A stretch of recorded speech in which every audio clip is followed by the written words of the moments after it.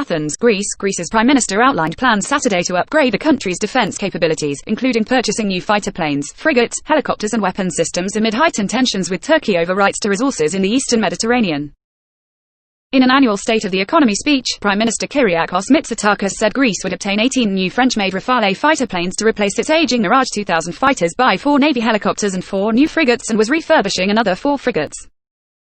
The armed forces will obtain new anti-tank weapons, new torpedoes and new guided missiles, as well as hire 15,000 more people over the next 5 years, he said. France welcomed the Rafale acquisition, the first by a European country. Armed Forces Minister Florence Parly welcomes the choice announced today by Prime Minister Mitsotakis to acquire 18 Rafale aircraft, a statement by France's Armed Forces Ministry said late Saturday. This choice strengthens the link between the Greek and French armed forces, and will allow them to intensify their operational and strategic cooperation, the statement said, adding that a contract will be signed in the coming months. Nominally NATO allies, Greece and Turkey have deployed naval and air force units to assert the country's competing claims over energy rights in the eastern Mediterranean.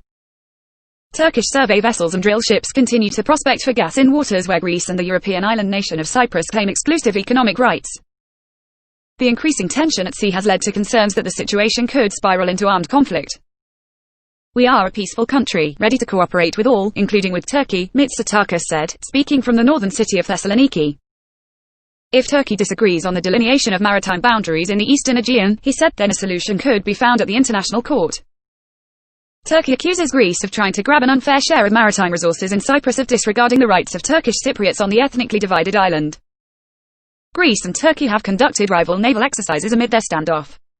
On Friday, Turkey announced live fire exercises starting Saturday and running through Monday between its southern coast and northern Cyprus.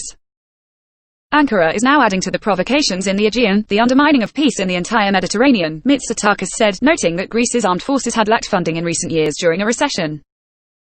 The time has come to reinforce the armed forces as a legacy to the security of the country. Athens has been pushing for the European Union to impose sanctions on Turkey unless Ankara withdraws its research vessel, the Iraq Rice, from the area of the eastern Mediterranean that Greece claims as its continental shelf. The Prime Minister also addressed economic measures to tackle the impact of the coronavirus pandemic, by announcing some tax cuts and the extension of subsidies. The economic package adds up to €6.8 billion, $8.1 billion injected into the economy, Mitsotakis said.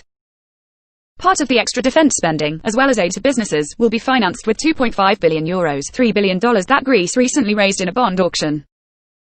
The Thessaloniki International Fair, TIFF, on whose grounds Mitsotakis spoke, was cancelled this year because of the coronavirus. He gave the traditional Prime Minister's speech about the economy in front of a restricted audience, all of whom wore masks and practiced social distancing.